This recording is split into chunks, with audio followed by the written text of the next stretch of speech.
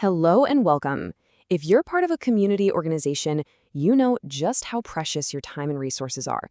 So today, we're going to dive into a really practical guide on how you can start using generative AI tools to make a bigger impact and do it safely and effectively. Let's get right into it.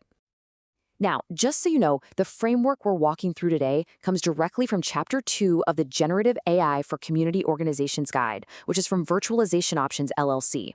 We're going to stick just to the foundational steps from that chapter to give you a super clear and actionable place to start. Okay, before we go a single step further, let's lock in the single most important rule of the day. This quote right here is your non-negotiable starting point. Create a written policy, no real names, no addresses, period. Everything, and I mean everything, we talk about today is built on this foundation of privacy. You never, ever, ever, ever put personally identifiable information into these tools. So here's our game plan. We'll start with the absolute basics, your AI's starting blocks. Then we'll look at how to choose the right tool for what you need to do. After that, we get to the really powerful stuff, how to craft the perfect prompt. We'll see it in action with some safe, practical examples, and then we'll wrap up by talking about how to organize all your AI work so it becomes a real asset for your whole organization. All right, let's get into it. Section 1, your AI starting blocks. This is all about laying that strong, secure groundwork. Seriously, getting this part right from the get-go is the key to using these tools responsibly and getting great results later on. So the first piece of advice is to just keep it simple. Don't try to learn 5 different tools at once. Just pick one platform, say ChatGPT or Claude, and focus on getting to know it. When you sign up, make sure you use a work email, not your personal one. Then honestly, just play around with it.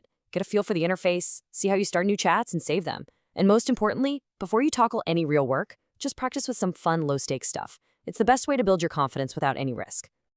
Okay, so you're all set up. Now, how in the world do you choose the right tool?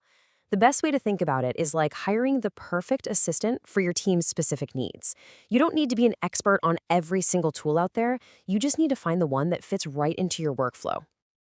This little chart here is super helpful for breaking down the big players. So ChatGPT, it's a fantastic all-arounder, great for brainstorming and drafting all kinds of content. Claude, on the other hand, really shines when you're working with long documents, like summarizing a big report or long meeting notes. If your team already lives in Google Workspace, well, Gemini is going to feel right at home. And of course, if you're all about Microsoft Office, Copilot is designed to help you right inside of Word and Excel. The best part? The free versions are often more than enough to get you started. Okay, this next part, this is where the real magic happens. Learning how to prompt well is the core skill you need. This is what turns AI from a kind of neat toy into a reliable, powerful partner for your work. This is how you get those great, consistent results you're looking for. So, what's the big secret to writing a great prompt? Well, it's not about guessing or knowing some kind of secret code. It's really just about being clear, giving it context, and basically guiding the AI to create exactly what you need. Let's break down how to do it. This slide does a brilliant job of breaking down the 6 key ingredients. First, you have to be specific and detailed. Vague prompts get you vague results. So instead of write about volunteering, try write a 150-word Facebook post about our summer volunteer program aimed at high school students. See the difference? It also helps to provide examples of your organization's tone. You can even ask it to role play. Tell it to act as a grant writing specialist, for example. Then you can set constraints like word counts or request a specific format, like a bulleted list. And this last one is so important. Ask for refinement. The first draft is just a starting point. Tell it to make it better. Okay, let's move from theory to the real world.